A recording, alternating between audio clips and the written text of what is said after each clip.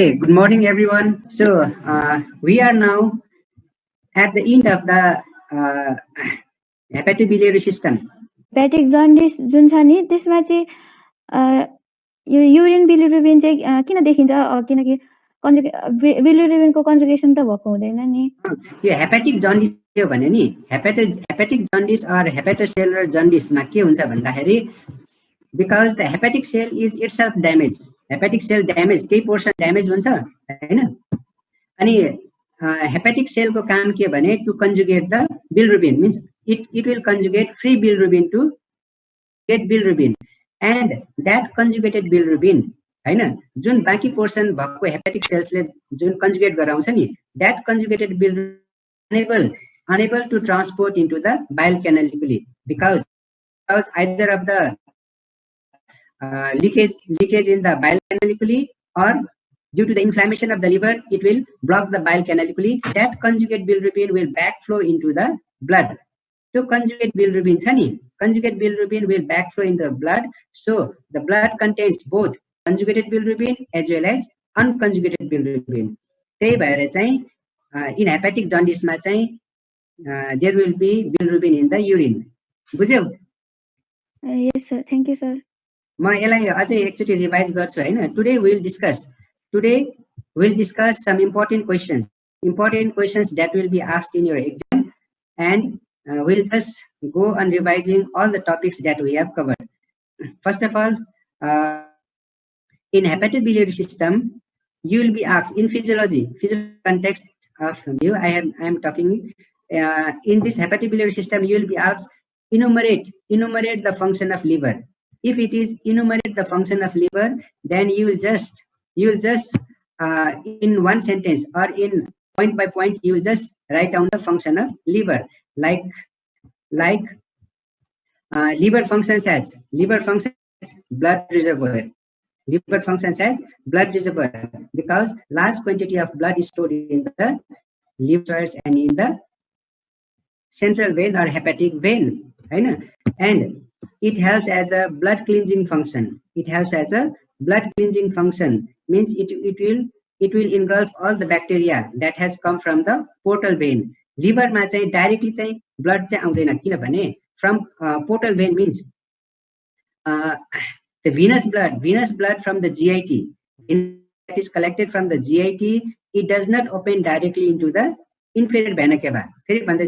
The venous blood that is collected from the GIT is not directly drained into the inferior vena cava. It is drained into the liver. The venous blood चाहिँ यो GIT को blood चाहिँ कहाँ drain हुन्छ भन्दाखेरि liver मा हैन. So in the hepatic sinusoids it contains colonic bacteria. Lots of bacteria from the GIT it will go to the sinusoids, and these sinusoids are lined by the Kupffer cells. This sinusoid by the Kupffer cell, and this Kupffer cell will engulf all the bacteria and foreign particles. In this way, it helps in blood cleansing function. Means blood लाई चाहिँ धुने काम गर्छ हैन. Blood cleansing function like that of soap. And another function is that it will secrete bile. And the main function of liver is the secretion of bile. And bile contains many constituents like water, bile salts, bilirubin, cholesterol, thin, potassium, calcium. And function of bile mainly the bile salts. Bile salts are simply the sodium and potassium salts of bile acids conjugate with glycine or the taurine. And function of bile salts are it helps in the digestion and absorption of fat.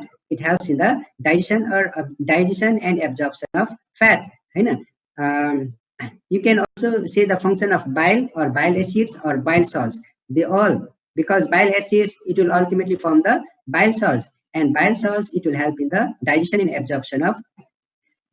And another function is the liver functions as the metabolic functions. Metabolic functions is carbohydrate, protein, and fat. Liver will synthesize many proteins. Liver will synthesize many proteins. One of the proteins is albumin. And similarly, liver will synthesize phospholipid. Liver will synthesize cholesterol. Liver will synthesize all the clotting factors. Liver will synthesize all the clotting factors.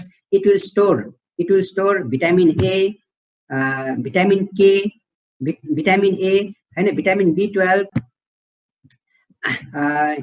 and it will store iron.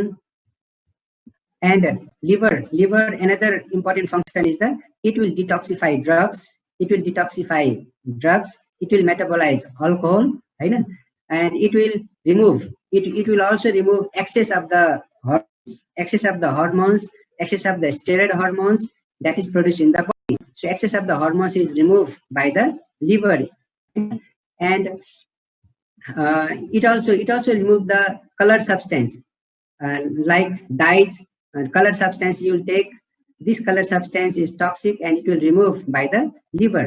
Similarly, ammonia is produced due to the protein metabolism. In protein metabolism, ammonia is produced, and that ammonia is harmful.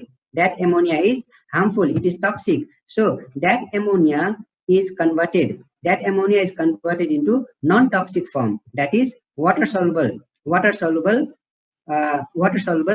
ammonia, that is urea.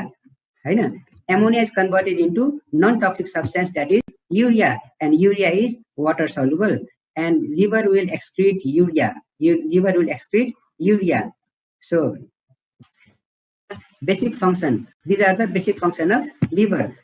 And from this basic function of liver, you will do the liver function test. From this basic function, you will do the liver function test. Liver will also excrete. Liver will also remove the bile pigments, that is bilirubin. Bilirubin is toxic to the body.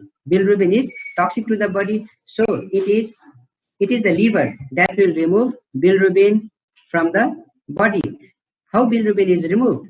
Bilirubin is generally produced from the RBC breakdown. When RBC will break down, it will form bilirubin, and that bilirubin is free bilirubin. That free bilirubin is carried by the albumin to the liver cells, and liver cell will take bilirubin and it will conjugate it to form the conjugate bilirubin, and that conjugate bilirubin will be poured into the bile canaliculi. And due to this conjugate bilirubin, bile color is golden yellow or the greenish color, and that conjugate bilirubin, when enters into the duodenum, this conjugate bilirubin is converted to urobilinogen, and urobilinogen to stercobilinogen, and 5% of the urobilinogen is excreted in the urine, and most of the urobilinogen is re-excreted by the liver back into the intestine.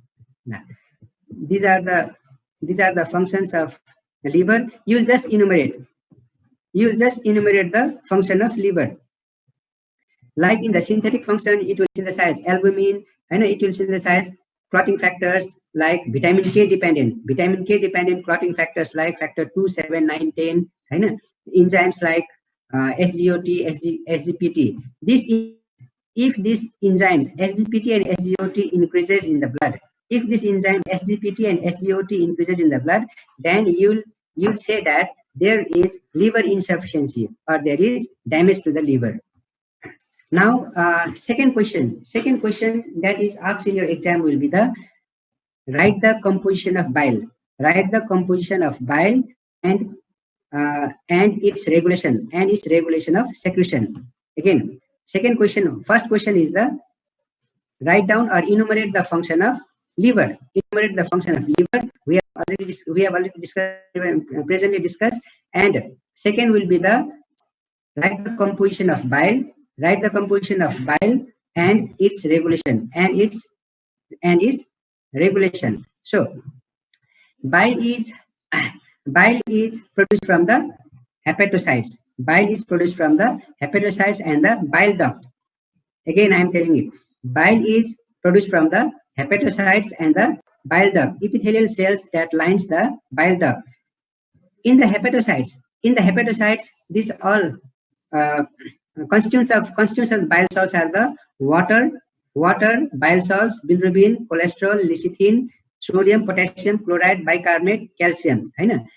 So bilirubin, bile salts, cholesterol, lecithin, it is produced from the hepatocytes. And from the from the duct, bile duct, from the bile duct that lines by the epithelial cells, and from the bile duct it will secrete water solution of sodium bicarbonate, mainly the water solution of sodium bicarbonate. Bile duct will produce water solution of sodium bicarbonate, whereas hepatocytes will produce the bile salts, cholesterol, bilirubin, lecithin. All the solids that is bile salts, bilirubin, cholesterol, lecithin, phospholipid, fatty acid. These are all secreted by the hepatocytes, whereas in the bile duct that is lined by the epithelial cells, these will produce the water, mainly the water solution of sodium bicarbonate.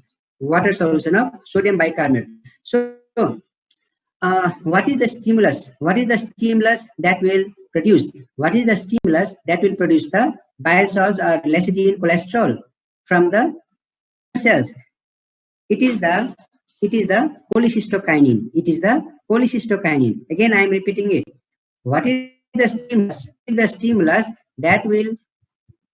What is the stimulus to cause the liver cell? What is the stimulus that will cause the liver cell to secrete bile salts, bilirubin, cholesterol, lecithin, and this stimulus is the cholecystokinin. Cholecystokinin, it will act on the liver cell.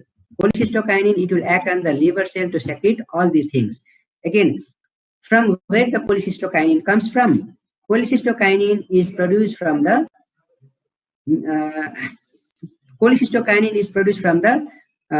mucous membrane or from the duodenum. Or when the fatty food or breakdown products or protein comes in contact with the duodenal mucosa. Again, when the fatty food or breakdown products or protein when come in contact with the duodenal mucosa will produce, or duodenal mucosa will secrete cholecystokinin. This cholecystokinin is a hormone, so it is carried by the blood and it will act on the hepatocytes or liver cells, and this will cause the production of bilirubin, cholesterol, lecithin, bile salts. Understood? Again, I am repeating it. Cholecystokinin is responsible for the secretion of bile salts, bilirubin, cholesterol, lecithin. And from where the cholecystokinin is produced? When the fatty food or breakdown products or protein come in contact with the duodenal mucosa, this duodenal mucosa will secrete cholecystokinin, and this cholecystokinin will act on the liver, secrete bile salts, bilirubin, cholesterol, lecithin. And from the ducts and from the epithelial cells that line the bile duct, again, from the epithelial that line the hepatic duct and the bile duct, it will secrete water solution of sodium bicarbonate. Water solution of sodium bicarbonate is secreted from the bile duct. And what is the stimulus? That will secrete water solution of sodium bicarbonate from the bile duct or from the hepatic duct? It is the secretin.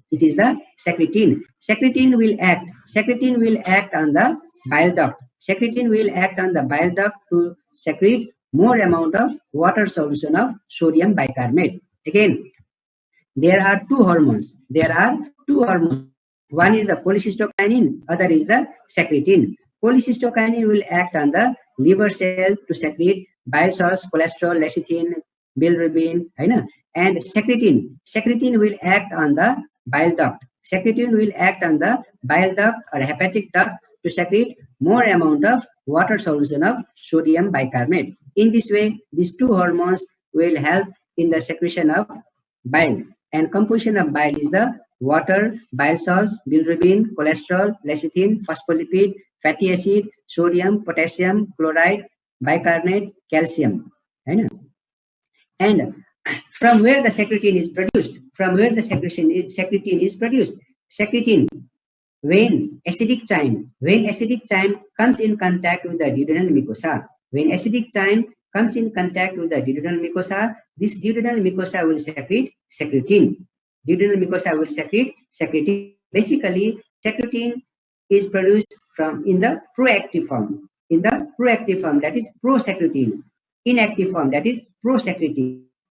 This prosecretin gets converted into active form by the HCl. HCl will activate prosecretin to secretin, and this secretin is a hormone. This is again carried by the blood. And it will act on the ducts of the hepatic and the bile duct to secrete water solution of sodium bicarbonate. In this way, it constitutes the composition of bile.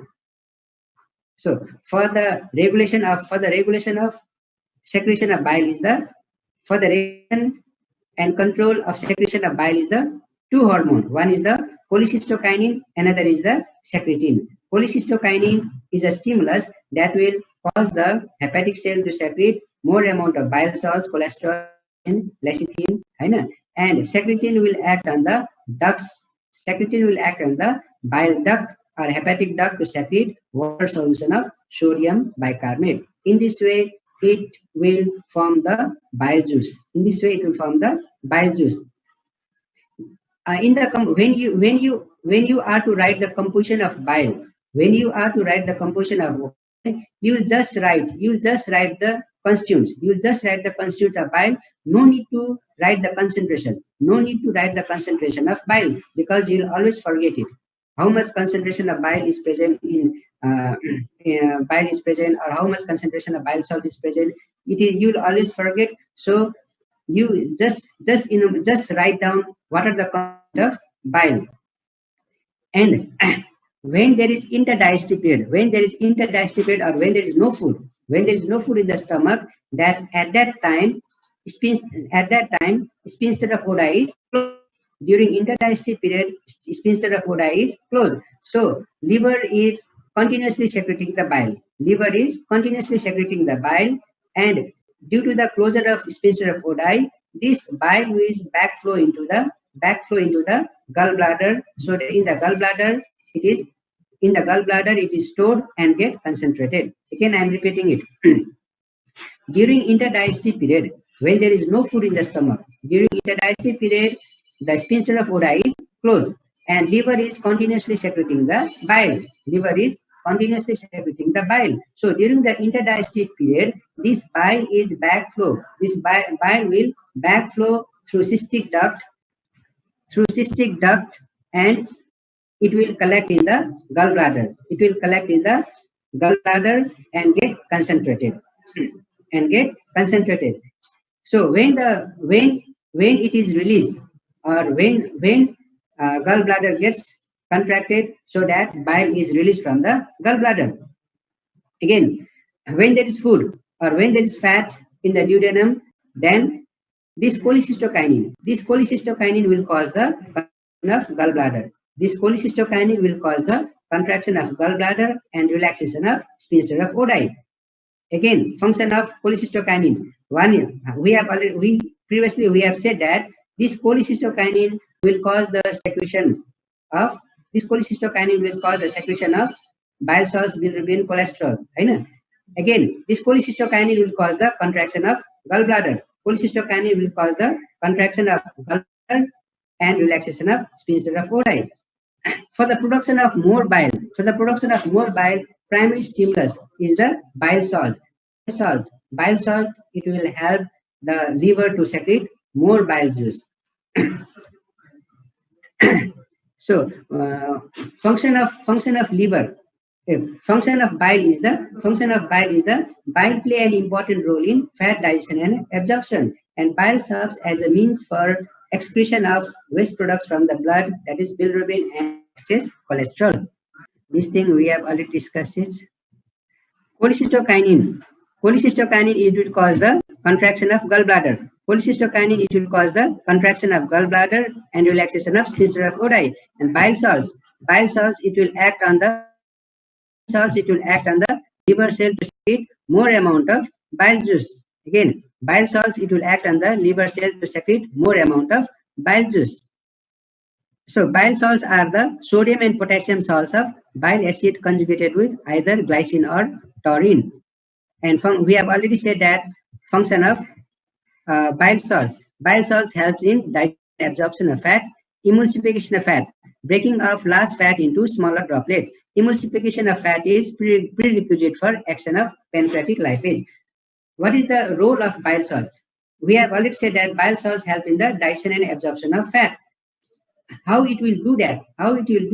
Bile salts, it will cause the decrease in surface tension. Bile salts, it will decrease the surface tension of the lipid. Again, bile salts, it will decrease the surface tension of the lipid, and due to agitation or segmentation movement in the intestine, this large fat droplet, this large fat globule is broken down into smaller fat droplet. Again, bile salt will decrease the surface tension of the lipid. Bile salt will decrease the surface tension of the lipid, and during the segmentation movement of the intestine, this large fat is broken down into smaller droplets. When this large fat is broken down into smaller droplets, then this pancreatic lipase will act on it. Then pancreatic lipase will act on the small droplets, and it will convert into fatty acid and glycerol and fatty acid. Now there are large number of acid and glycerol. Then what the bile salt will do that? Bile salt will form a micelle. Bile salt will form a micelle in the fat droplet. Micelle in the fat droplet, and it will carry this lipid, or carry these fat droplets to the mucous membrane, and there in the mucous membrane of the intestine it gets absorbed. In this way, bile salts help in the digestion as well as absorption of fat. Bile salt will carry the fat droplets to the mucous membrane of the intestine, and in the mucous membrane of the intestine, bile salt is absorbed. Important function of bile salt. There is third question. First question we have discussed that write down or enumerate the function of liver. Second question is the write the composition of bile juice. Write the composition of bile juice and its regulation of secretion. Write the composition of bile juice and its regulation of secretion. Two regulatory hormones are cystokinin and secretin. And third question, it will be asked about the write down the function of bile salt. Write down the function of bile and enterohepatic circulation. Why enterohepatic circulation is needed? Enterohepatic circulation simply means that it is the recirculation of bile salt. It is the recirculation of bile salt liver to small intestine and back again. Again, enterohepatic circulation. As name suggests that enterohepatic circulation means that recirculation of bile salt. It is the recirculation of bile salt from liver to small intestine, and from small intestine again to liver, and from liver to small. This cycle it will goes on. So this is called enterohepatic circulation. So why enterohepatic circulation is needed? Because in the circulating pool, there is limited amount of bile salt. That is 2.5 gram of bile salts.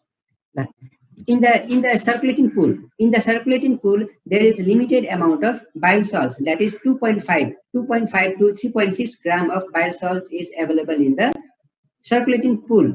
And for each meal, it required 4 to 8 gram of bile salts. Again, in the circulating pool, there is only 2.5 to 3.6 gram of bile salts. But during each meal, for digestion of fat, it will require 4 to 8 gram of bile salts. So it has to circulate.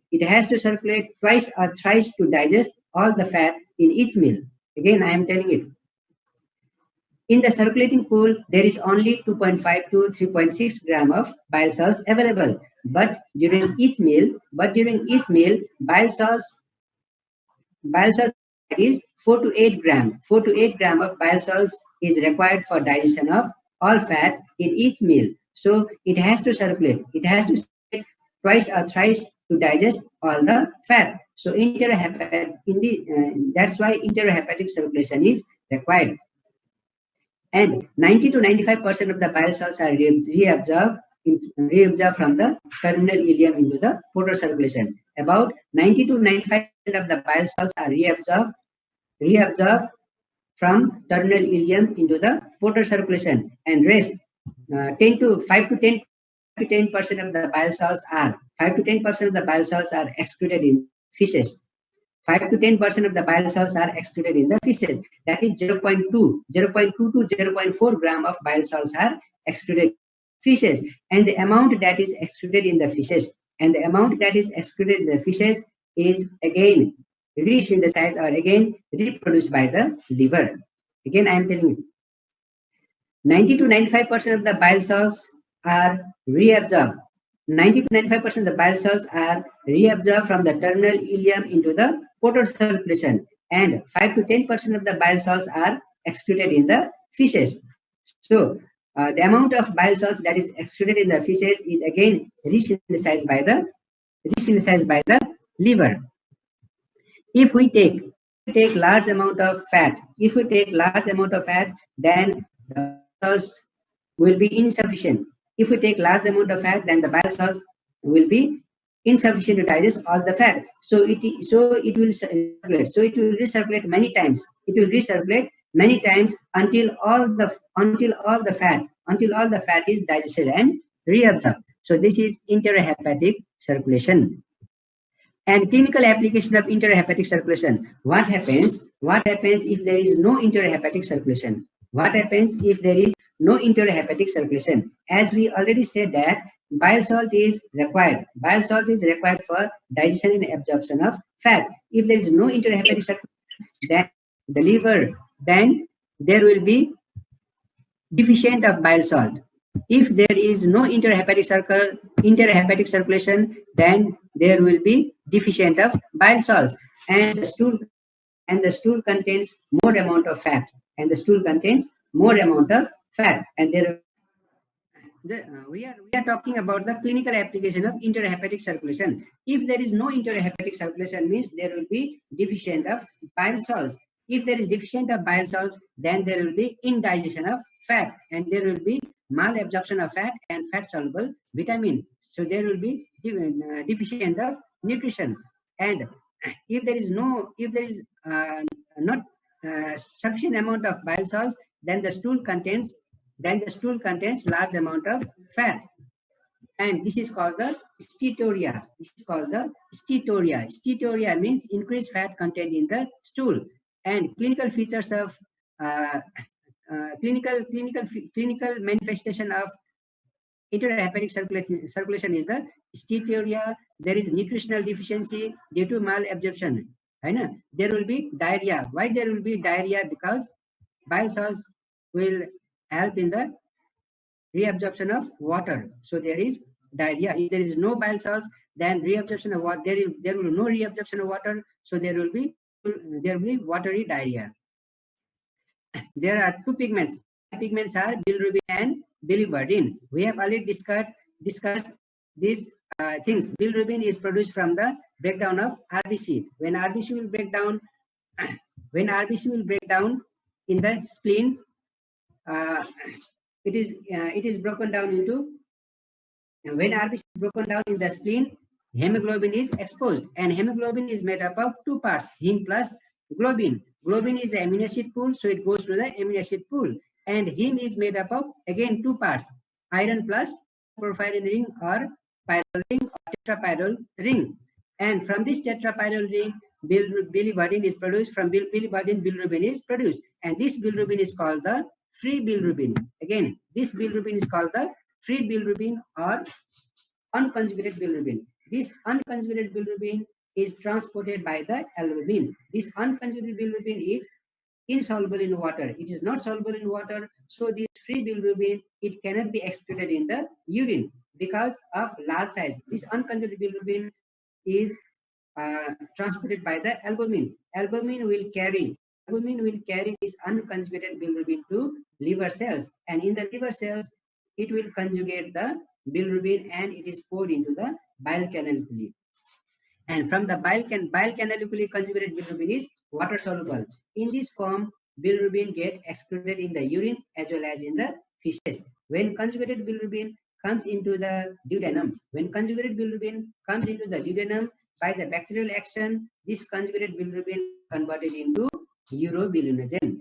Again, this conjugated bilirubin, when comes into the duodenum, by the bacterial action, this conjugated bilirubin get converted into urobilinogen, and some of the urobilinogen get reabsorbed in the blood, and 5% of it is get excreted by the kidney in the form of urine, whereas most of the urobilinogen is re-excreted by the liver into the intestine, and this urobilinogen get converted into starcobilinogen.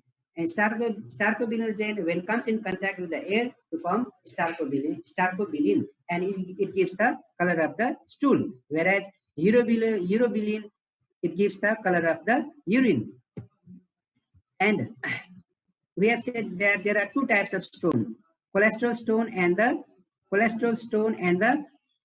pigment, that cholesterol stone and the calcium stone, pigment stone, cholesterol stone and the pigment stone. For the formation of cholesterol stone, this cholesterol is always in the soluble form. And what cholesterol soluble? This bile salt will cause the cholesterol. This bile salt will form the cholesterol in the soluble form. And when the ratio of bile acid lecithin cholesterol is, normal ratio is bile acid lecithin cholesterol is 10:3:1. If there is deviation in this ratio, then cholesterol get precipitate and forms the cholesterol stone. And this cholesterol stone is a radiolucent, that is, it cannot be visualized in the radiograph. Whereas calcium stone, it is seen in the radiograph. And jaundice, this is important topic. Jaundice, it will be asked in your exam in the physiology as well as in the pathology. Jaundice simply refers to the yellow appearance of skin, sclera, and the mucous membrane resulting from increased bilirubin concentration in the blood. So bilirubin concentration, how much bilirubin concentration it should be? Clinically, jaundice is detected when bilirubin concentration is more than 2 mg per deciliter. Whereas normal bilirubin concentration is 0.5 mg per deciliter, in from range 0.3 to 1 mg per deciliter. And this normal serum bilirubin, it contains both conjugate bilirubin as well as unconjugate bilirubin. And there are three types of jaundice. One is the hemolytic jaundice, hepatic jaundice, and the obstructive jaundice. Or it is also called prehepatic jaundice, hepatocellular jaundice, and the post-hepatic jaundice. Hemolytic jaundice simply by there is increased production of bilirubin, that is RBC, that is due to RBC breakdown. And hepatocellular jaundice due to the liver damage. Obstructive jaundice is due to the obstruction in the flow of bile in the bile duct. And to differentiate the types of bilirubin, we have just done the test called Vandenberg test. It will differentiate types of bilirubin present in the serum. This Vandenberg test, it will differentiate types of bilirubin present in the serum. For conjugate bilirubin is water-soluble bilirubin. When water-soluble bilirubin is mixed with the diazo reagent, then it immediately gives the color. This is called direct positive. Again, conjugate bilirubin, that is water-soluble bilirubin, get mixed with the diazo reagent, then it gives immediately color. This is direct positive. Whereas unconjugate bilirubin, that is not water soluble, when mixed with the diazo reagent, then it will not give the color. But when alcohol is added to it, then it immediately gives the color. This is indirect positive. Again, for direct positive, conjugate bilirubin mixed with the diazo reagent. For indirect positive, unconjugate bilirubin mixed with diazo reagent, and when alcohol is added to it, then it is immediately colored. This is indirect positive. So to differentiate the different types of jaundice, hemolytic jaundice, hepatic jaundice, and obstructive jaundice, this Vandenberg test for hemolytic jaundice, it is indirect positive because of unconjugate bilirubin is present in the blood. In hepatic jaundice, both type of bilirubin is present, hepatic unconjugate bilirubin as well as conjugate bilirubin. So it is biphasic. In the obstructive jaundice, in the blood or in the serum, there is conjugate. So Vandenberg test is direct positive. And liver function test for hemolytic is normal. Hepatic is impaired, obstructive may be impaired. And for starcobilinogen, In hemolytic jaundice, more amount of conjugate bilirubin is there, so more fecal starcobilinogen. In hepatic jaundice, it is decreased. Obstructive, it is absent. Urinary urobilinogen. In hemolytic jaundice, more amount of urobilinogen is produced. Similarly, urinary bilirubin, it is absent in the hemolytic because unconjugated bilirubin cannot filter in the kidney. But in the hepatic, it is present. Obstructive, it is present. These are the things.